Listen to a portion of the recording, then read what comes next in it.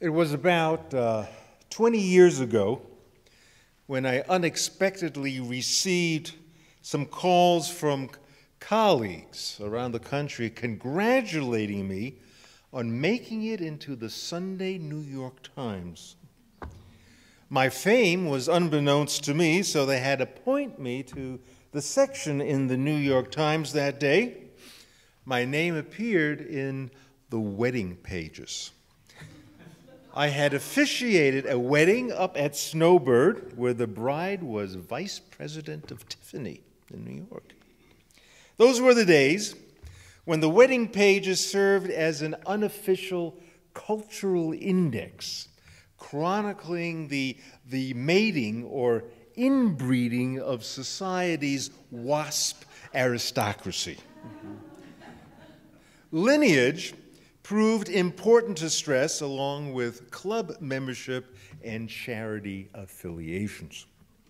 But then, as though receiving a sudden revelation that quickly changes the lines of demarcating who's in and who's not, the doors then suddenly opened for Jews and African Americans who were somehow inexplicably being covered in the wedding pages. The inclusion of new demographics felt, well, especially refreshing. In the year 2002, another revelation must have occurred in the boardroom of the New York Times.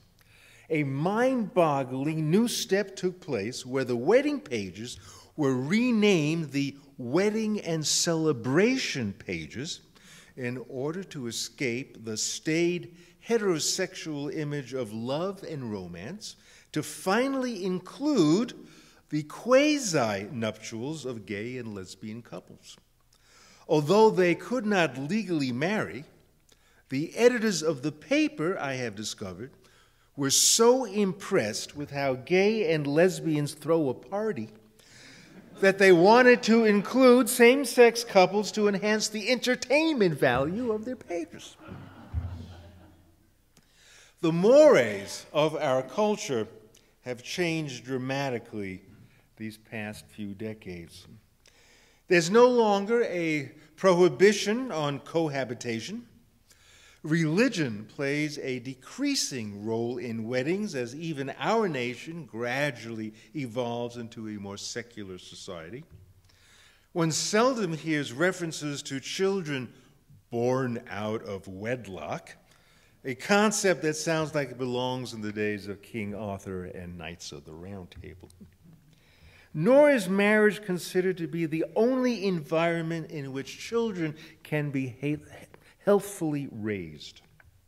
While many same-sex marriages include the rearing of children, it is unlikely that gays and lesbians will say that their reason for marriage is to save their children from the shame of illegitimacy. You just won't find that. A couple of years ago, the HRC, Human Rights Campaign, approached the chairman and CEO of Goldman Sachs to make a commercial in support of same-sex marriage. The CEO, Lloyd Blankfein, agreed, figuring there'd be a whole host of companies doing this, and he didn't want to be the last man in. But as it turned out, he was the first man in and the only man in. But last year, Goldman Sachs was one of more than 100 corporations that lodged their support for same-sex marriage in two briefs filed with the U.S. Supreme Court. Blankfein is quoted as saying, "I think people wanted to attach themselves to what may be the last great civil rights issue of our time." And yet, last June, when the Supreme Court struck down federal but not state laws, those laws defining marriage exclusively as a relationship between a man and a woman, one of the dissenting justices, can you guess who? Justice Scalia, denounced the majority opinion, which cited the demeaning and humiliating effects of the Defense of Marriage Act. He denounced this as, and I quote, legalistic argle-bargle lacking any constitutional tradition. Argle-bargle. Writing for the majority, Justice Kennedy countered that the assault on human dignity should be decisive in condemning the statutes as unconstitutional. With gay litigation moving forward at lightning speed, where federal judges have struck down 5 state bans on marriage equality since December, and Senator Orrin Hatch boldly predicted, was it just a week ago, that gay marriage was inevitable, it feels mightily that those who still intend to stop this fast-moving train of human pride and dignity will be run over by their own argle-bargle.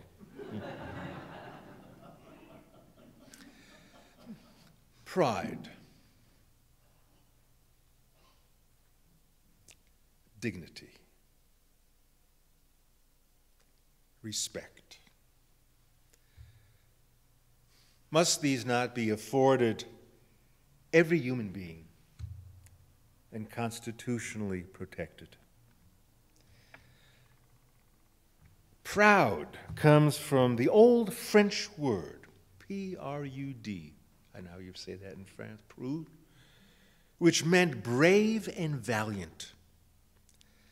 So we can come to understand the Pride Parade as a means of showcasing brave people who've arrived at self-acceptance.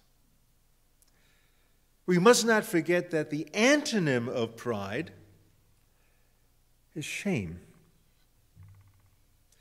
The brave and valiant journey has meant one that has moved the LGBTQ community from shame to pride. Perhaps that's why it's such a joyous festival. Out of the closet of shame and into the limelight of pride. So let's dance, be silly, cheer, and wear as little clothing as possible to expose the world to who I really am. Let me juxtapose all this with another era, another civil rights struggle, in which the culture felt justified in denying civil rights to African American slaves.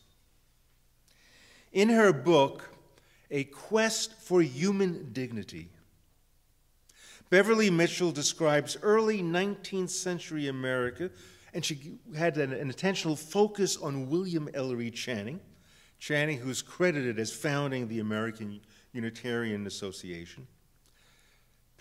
This Channing fellow proved not as progressive as one might think a man of that stature should be. Channing, back in the early 19th century, held a common American belief in the inferiority of black people, and that if slaves were freed, they would need overseers. Otherwise, they would lapse into laziness.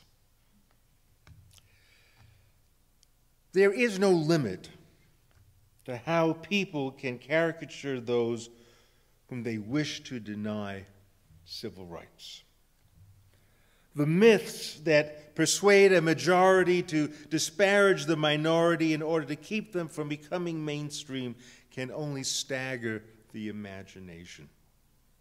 And they justify their bias by claiming that it's all there, it's all documented in the black agenda or the Jewish agenda, and of course now the ever-popular gay agenda. It's funny how the agenda never has made it to the Library of Congress, and yet it always finds its way to the desk of Rush Limbaugh. How is that possible? So I think we need to ask, whose agenda? But people and cultures come around once they confront the idiocy of their myths.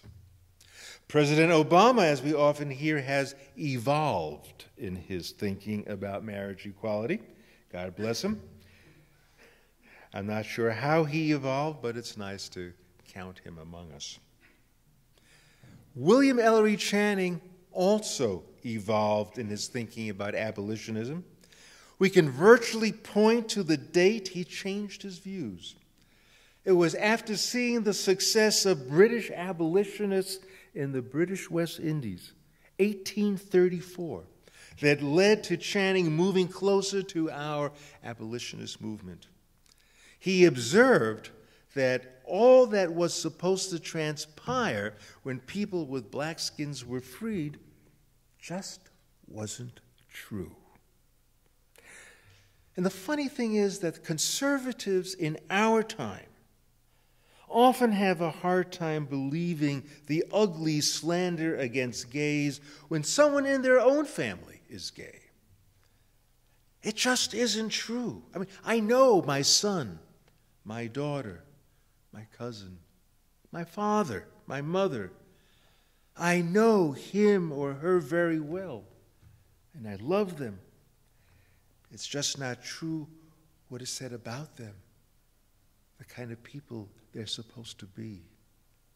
It's not true. But the humiliation inflicted on those powerless to strike back reveals a streak of malice that can permeate human beings, and which is why the targets of such malice need constitutional protection. 50 years ago exactly, the Senate began its debate on the Civil Rights Act of 1964. Two great speeches were delivered, one by the Democrat Hubert Humphrey and one by the Republican Thomas Kuchel. Humphrey introduced his theme of humiliation by comparing two travel guidebooks, one for families with dogs, the other for blacks. In Augusta, Georgia, Humphrey said, there were 5 hotels and motels that will take dogs, and only one where a Negro can go with confidence.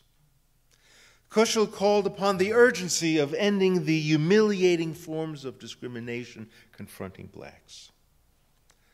Both senators linked this anti-humiliation principle to a larger aim of securing freedom from indignity. Isn't that a fantastic term? Freedom from indignity. That same principle applies now in all same-sex marriage litigations. A link exists between institutionalized humiliation and the constitutional requirement for equal protection. This is not legalistic argle-bargle. This is about pride. Pride, constitutionally protected. It's the bedrock of our nation. So today is Gay Pride in Utah. Our church congregation will be there marching in support. And we're not there as some progressive group hanging out there somewhere on the limb of a tree. We're there as supporters of our U.S. Constitution. Color us red, white, and blue. We are there to help make those final steps, tiny steps, from shame to pride.